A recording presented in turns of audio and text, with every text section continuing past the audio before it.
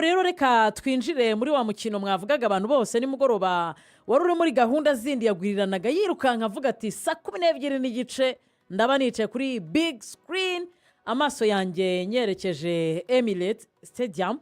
Ikipe ya Arsenal yari mu rugo yatsinzwe n'ikipe ya Manchester United ibitego bitatu ku bitego bibiri. Nyamara ariko ikipe ya Arsenal n'ubwa mbere itsindiwe mu rugo uyu mwaka, n'ubwa mbere itsinzwe yabanje igitego, n'ubwa mbere itsinzwe ibitego bitatu kuva mu mwaka wa 2023. Manchester United mu gihe yabikoraga nayo n'ubwa mbere yari itsinze umukino wo hanze muri Premier League kuva mu kwezi kwa gatatu mu mwaka wa 2021. Icyo gihe yatozwaga na Solskjaer ubwo yatsindaga ikipe ya Manchester City ibitego 2-0. Hanyuma kandi iyi kipe n'ubwa mbere itsinze ibitego bitatu iri hanze kuva mu kwezi kwa kane mu mwaka wa 2018. N'ubundi icyo gihe yabitsinze ikipe ya Manchester City ubwo yatozwaga n'umutoza Jose Mourinho. Bagenzi, twinjire ku meza y'ubusesenguzi. Kwizigira nk'umuntu utakurikiye match ashobora guhita yibaza ati Arsenal nabaye bakinnyi yari yabanje mu kibuga Manchester United, umuhamagaro wari uwuhe w'imikinire kugera ubwo itsinda ikipe iri gushaka igikombe ikabisubira bwa kabiri kwerekwa kubitsinda ikipe ya Manchester City, yewe n'imibare yaranze uyu mukino. Yego, reka tubinyuremo cyane. Ikipe ya Arsenal ntabwo yigeze ijenjeka muri uyu mukino, ndetse byanagaragara mu buryo bw'imikinire. Mu kanya tujya mu kibuga muraza kubyumva neza cyane. Abakinnyi beza Arteta yatekerezaga bamufasha gutsinda umukino bose bari bahari. Mu izamu habanjemo David Raya, umutima wa defense wari urimo William Saliba yari kumwe na Gabriel Magalhaes. Ubundi niyo defense n'ubundi ibarirwa mu za mbere ziri ku mugabane w'Uburayi. Hanyuma kuri kabiri habanje Julian Timber, hanyuma kuri gatatu hari Hikampi. Hanyuma hagati mu kibuga yakinnye 4-3-3. Hagati mu kibuga yari kapiteni Martin Odegaard yari kumwe na Martin Zubimendi ndetse na Declan Rice. Imbere yari yabanje Bukayo Saka uruhande rumwe, Leandro Trossard aca ku rundi ruhande, barimo baratakisha Gabriel Jesus mu kumuhemba nyine ko yitwaye neza muri Champions League agatsinda ibitego bibiri. Uruhande rwa Manchester United bahinduye uburyo bw'imikinire. Manchester yakinaga 4-2-3-1. Abo bane b'inyuma bari Luke Shaw wari inyuma iruhande rw'ibumoso, Diogo Dalot yari inyuma iruhande rw'iburyo. Mu izamu bari babanjemo Lamens, hanyuma mutima wa defense warimo Martinez, Lisandro Martinez ndetse na Harry Maguire. Hanyuma hagati mu kibuga babiri bari yari Kobe Meno na Casemiro. Hanyuma imbere yabo hakinaga Bruno Fernandes. Uruhande rumwe rwacagaho Patrick Dorgu, urundi rucaho Amad Diallo. Hanyuma Brian Mbemo niwe barimo barakoresha kuri attack. System ariko muyumve bari 4-2-3-1. Ni ukuvuga ngo Bruno Fernandes, Amad Diallo ndetse na Patrick Dorgu wari umurongo umwe, ariko birumvikana bakina inyuma ya Brian Mbemo. Hanyuma statistique mu kwinjira mu kibuga n'ubundi Arsenal yagomba kudomina, yari iri mu rugo, yari ifite factor nyinshi cyane zituma idomina. Ikipe ya Arsenal byashojwe overall umukino wose ifite possession ya 56-44. Yari umukino 56-44, ariko bitabuje ko muri match hagati hari igihe yabaga ifite 73, Man ifite 27. Hanyuma ikipe ya Arsenal yakoze shot on target enye zibyara ibitego bibiri, izindi umuzamu Lamens azikuramo. Hanyuma Manchester United yagize shot on target eshatu. Ngira ngo musesenguzi bwa rugaju biraza kumufasha cyane. Shot on target eshatu zose zabyaye ibitego bitatu. Urumva icyo bita finesse mu gutsinda ibitego ku ruhande rwa Manchester United. Shot of target zanganaga za 5. Amashoti yabaye bloqué, Man yagerageje gutera mu izamu rya Arsenal bakayabloka, atagezeyo na 6. Man yabrotse amashoti agera kuri 2. Corner zabaye 9 za Arsenal kuri 2 z'ikipe ya Manchester United. Ngira ngo ibi ni statistique tujyana mu kibuga. Bagabo rero ibibazo nateguye ni byinshi kugira ngo abantu baze gusobanukirwa imigendekere y'umukino wo mu ijoro ryashize. Niyo mpamvu nimuza kunkundira buri kibazo rwose ukagisubiza mu minota ibiri biraza kuduha umwanzuro w'ibyaranze uyu mukino ku banyarwanda badukurikiye. Rugaju, niki Arsenal yakoze neza mu minota ya mbere y'umukino bigatuma Manchester United itsinda igitego ku munota wa 29 cya Martinez. Ni iki cyaje guhinduka nyuma? ikipe ya Arsenal muri approche y'umukino kwizigira bivuze yatangiye isatira na possession irabibavugira, hanyuma mu gusatira Manchester United isubira inyuma. Manchester United imaze gusubira inyuma kujya gukora amabloke kuko niko Man U ikina. Ushobora kubireba muri tactical setup iyo tuvuze ni kuri uyu mutoza ahagarika abakinnyi. Iyo uhagaritse abakinnyi bane ba Man U inyuma, reka tuvuge Daro kuri kabiri, ukavuga Martinez umutima wa defense afatanyije na Maguire, ugashyira kuri gatatu Luke Shaw, uhita ureba abakinnyi babakina imbere nanone ni babiri, ni Casemiro na Kobe Mainoo. Abo bakaba baye abakinnyi batandatu bari muri zone z'ubwugarizi. Ariko iyo ufashe Patrick Dorgu wakinaga nk'umuwinga asanzwe n'umudefenseri, akenshi azanwa kugira ngo akorere Luke Shaw kuvertire ibumoso. Ubwo babaye abakinnyi barindwi bari muri defensive duties mu gihe Man idafite umupira. Iyo ufashe Amadi Diallo yari umuwing back ku bwa Ruben Amorim, nawe yifitemo izo karite zo kudefanda, nawe aragenda agahora kuvertire Diogo Daro ku ruhande rwe, bakaba 8. So Man U yatangiye ifite block y'abakinnyi bane inyuma bane hagati, hanyuma igasigaza Bruno Fernandes ndetse na Bryan Mbeumo akaba aribo baguma imbere. Yatangiye isa n'iyubashye Arsenal cyane iyibwira ngo umupira ni uwanyu. So Arsenal rero kuko ariyo yari iri mu rugo, ni iminota ya mbere itangira ishyiramo ingufu itebona igitego. Noneho iyo umaze gutsindwa rero, iyo wagiye muri losing position, iyo wamaze kujya mu gihe cyo gutsindwa umukino, nta kibu gifite noneho cyo kuvuga ngo ndadefanda, kuko ntacyo defanda kuko watsinzwe. So Man U rero yahise isa niva inyuma noneho izamuka imbere. Mu kuzamuka imbere rero none areba igitego Arsenal yahise itsindwa, yahise igomborwa, nikosa Zubimendi yakoze ashaka gusubiza umupira inyuma mu gihe baramaze kumupressinga Bruno ndetse na Bryan Mbeumo, umupira utanga nabi, Bryan Mbeumo atsinga umuzamu aratsinda. Duhera aho ngaho. Ubwabyo Arsenal yatsinzwe igitego bajya bavuga ngo ntabwo ari Arsenal goals, ntabwo ari byo bitego Arsenal itsindwa, ni Arsenal goals, ni ibitego bitari bya Arsenal. Kubera ko ubundi Arsenal bimwe mu bintu bikomeye umugabo witwa Gabriel Heinze wungirije Arteta nk'umwungiriza we wa kabiri, ubwo akamutoza gatatu muheresha y'abatoza ba Arsenal yazanye, twigeze no kuganira hano, cyari kinasunitse Arsenal kugeza kuri iri joro rya kembere ko batsindwa iyi match. Ikipe ya Arsenal ni na match yari yaratakaje be it iya Aston Villa, be it iya Liverpool muri shampiyona, hari ikosa ritayirangaga gukora ibyo bita ama stubbornness mistakes, cyangwa se gukora ya makosa navuga ngo yo guhubuka cyane atuma batsindwa ibitego.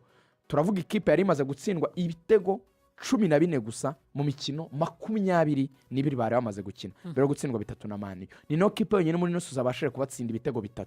Now iryo kosa Zubimendi yakoze ryatumye bahita batsindwa igitego nk'icyo cyo kikosa rye bwite, kuko yari afite chance yo kurenza baro, yari afite yaba kwirenza ishyira muri kona, yaba kwirenza bayirengura, yaba kwipasa cyane yohereza kwa gardien, yaba gucenga kayijyana imbere. Hari uburyo bwinshi.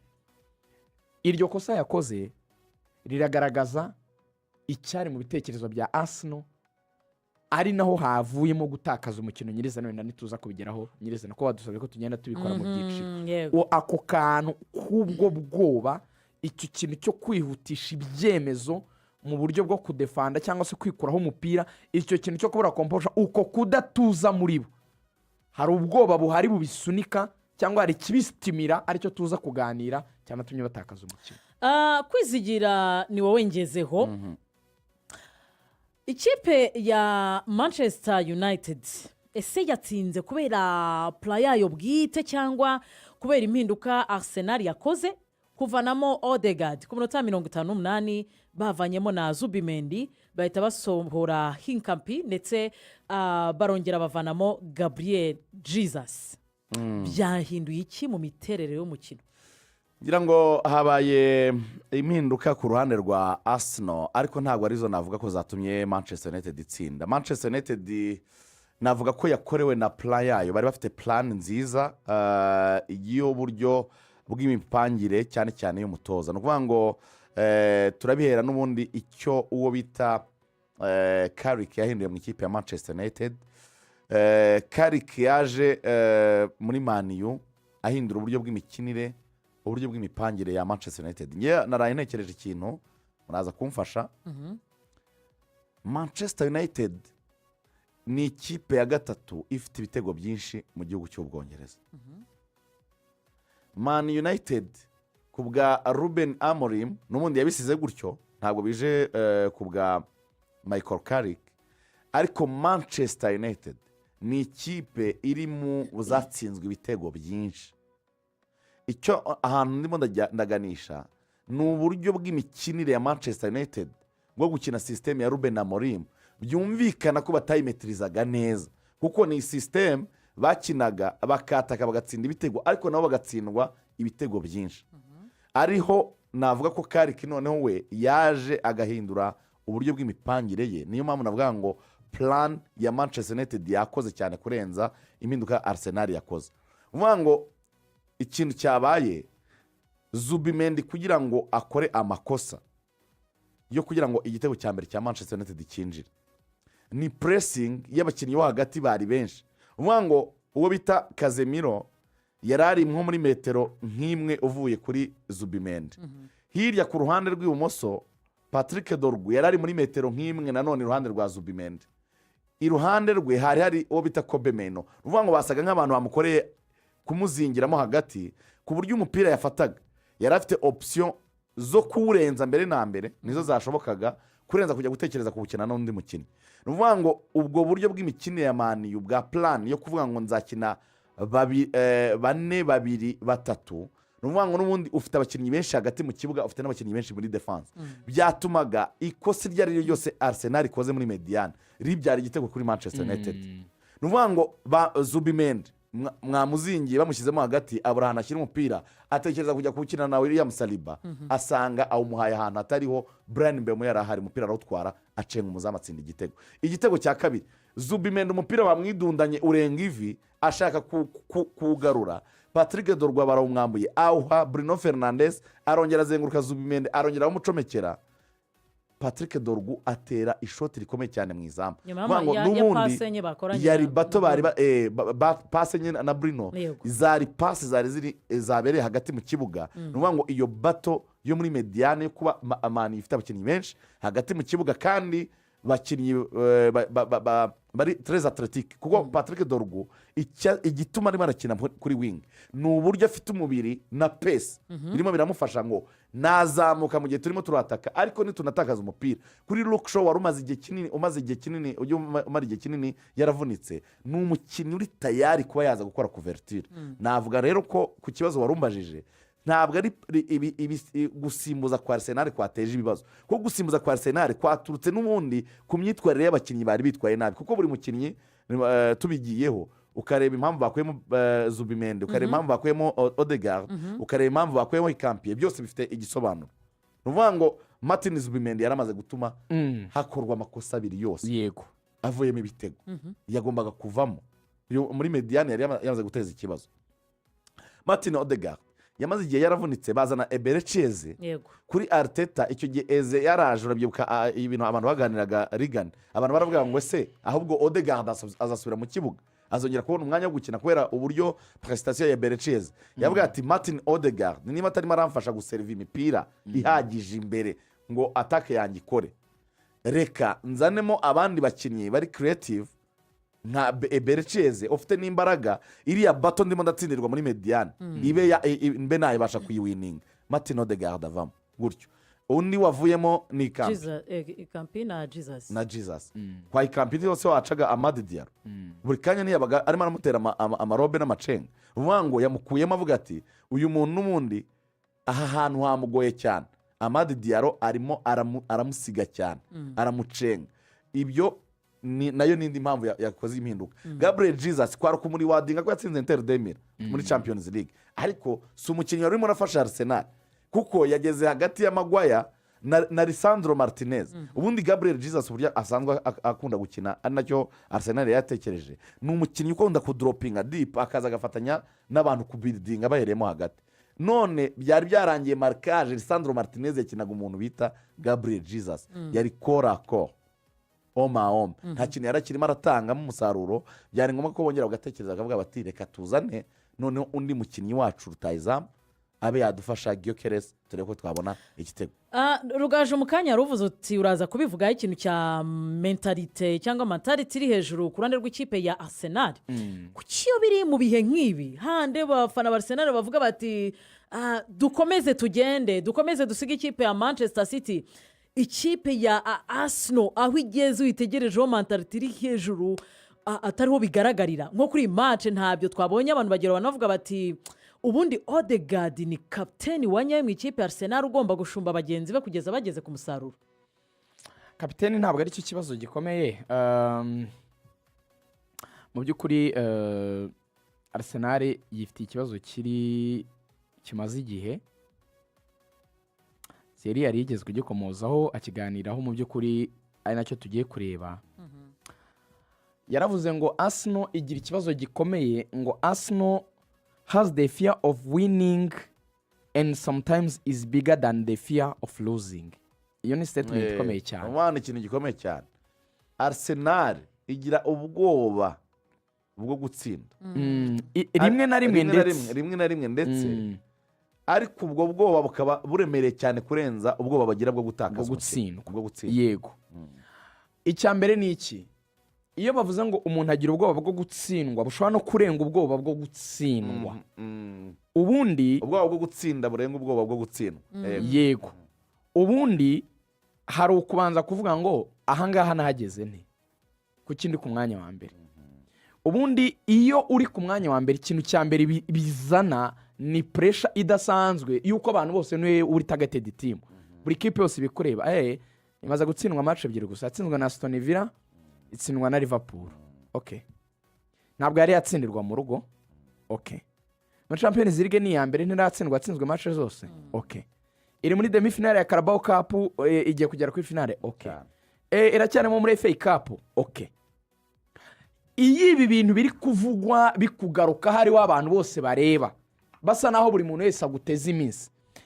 Hari ikintu Michael Chadis yaganiriye, aravuga ngo bigeze kubaho kubera gutsinda kwa Man U bagahora batekereza yuko Manchester United niyo baba bageze hafi yo gutwara igikombe yakibatwara. Noneho yaturagiye mu gikombe cya Afurika mu kwezi kwa mbere ngo bagira ubwoba, baravuga ati noneho turashize.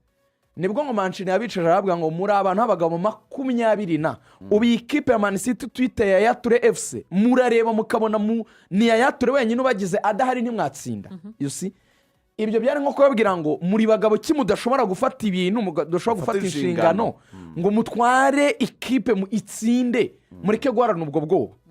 Ubwo Arsenal igira rero buva he? Arsenal iyi myaka yose ya Arteta ni imyaka Arsenal yakoze investment iri ku rwego rwo hejuru, yashoye amafaranga menshi. Mbere yuko bitekereza nk'umunyarwanda wicariye hano ngo uvuge ngo Arsenal ngo nta kirimo, uko kuntu ari kuyisuzugura, haba hari umukinnyi uri mu kibuga uzi ko yishyuye miliyoni 80, 90, 100, akaba bizi ko ari umukinnyi waguzwe hari undi uhasanzwe nawe utari mubi. Arsenal ni imwe mu makipe afite effective nziza ku mugabane w'Uburayi, abakinnyi babiri kuri buri mwanya kandi beza. Ibyo ntago bikurwaho no kuba yatsinzwe.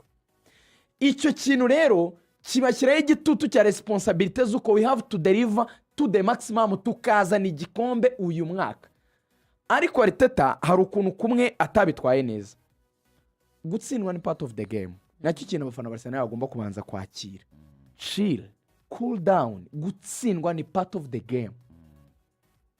Arsenal yanganyije na Sunderland, bayishyuye ku munota wanyu, abakinnyi bikorera amaboko bakiri mu mikino 10 ya mbere kuko bari bagiye 8 wins straight, ariko kuko bishyuye ku isegonda rya nyuma bikorera amaboko basa naho bapfushije. Aston Villa batsinda ku isegonda rya nyuma, abakinnyi bikorera amaboko bose baryama hasi bararambarara. Uribuka Liverpool batsinda kufura ku munota wanyu, ukabona donc ubwoba bagira biba bisa naho ibintu byose byatakaye kandi bigikinirwa. Uziko Magalhaes yarize bamaze kubatsinda igitego cya gatatu. Yego. Kunyagitera umupira ukinjira mu izamu, Magalhaes yarize.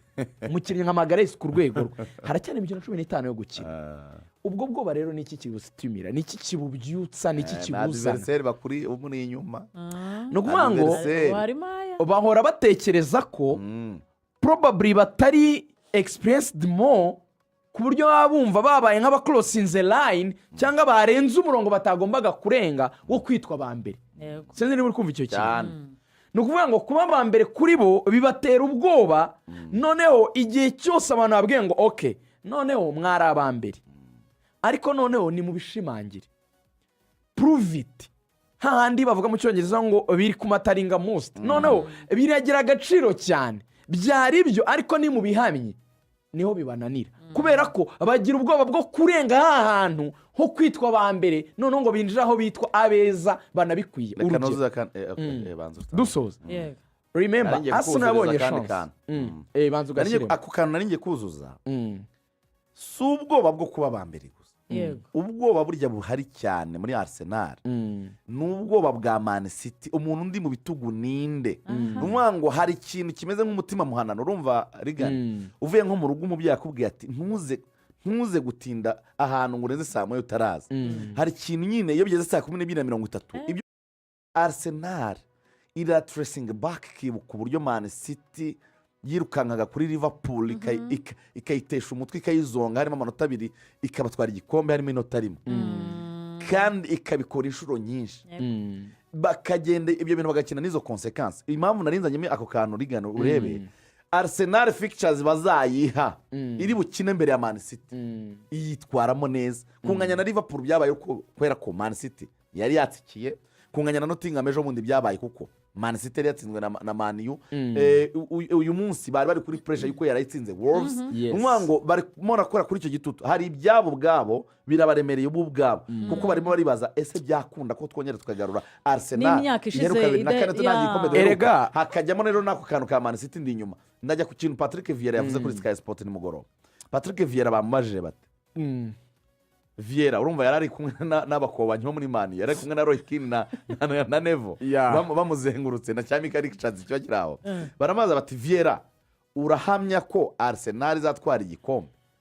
Patrick Vieira yavuze ngo izagitwara ko nyine nk'umuntu wabaye kapiteni wa Arsenal ntabwo yavuga ko atazagitwara ariko wumva ni nko kumbaza ndi umufana wa Arsenal imbere ya match ngo Arsenal iratsindwa ntabwo ushobora kubyemera nakubwira ko itsindwa gute se nakubwira ko Man idutsinda se ariko wumva wumva ikintu yashyizemo kandi ndi uwa mbere Man yari yakane wumva ikintu yashyizemo yego izagitwara ariko nari niteze ko match y'uyu munsi bari buyitsinde ariko ntabwo bayitsinze hagiyemo amanota 4 adversaire yari yarageze ibibazo byo kuvunikisha yanongereyemo Semenyo azanye na Gehi ubu ngubu ariko nababwira ko bato iremereye ariko yabaye ariko wabyumvise yego bazagitwara ariko yongeye kwibutsa ko umuntu ubakurikiye abakinnyi bari baravunitse bagarutse arimo aragura ari kipe dore amakosa Arsenal akoze muri iki gihe agenda asa nagaruka n'ubundi za 2022 2023 mbere ko tujya ku ndabyo tugomba guhamana n'ubwiza bwayo.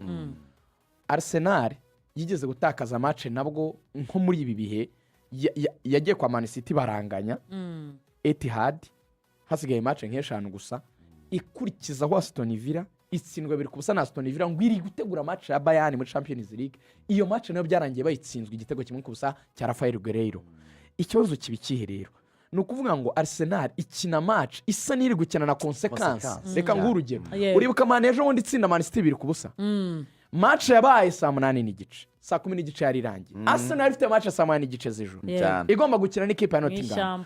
Umugabo ahita agenda turuna effectif ahindura ba Bukayo babanza hanze match rangira ari 0-0 bivuga ngo iyo atsindiriye match yaragiye gushyiramo ikinyuranyo kinini byano kuvuga ngo noneho mbakujeho ndabakirinze ndabarangije iri kosa mukoze ryo gutsindwa na Man U ndahita man ikipe ntoya yitwa Nottingham aho rero bamuhaye chance yo kubifata haramunanira.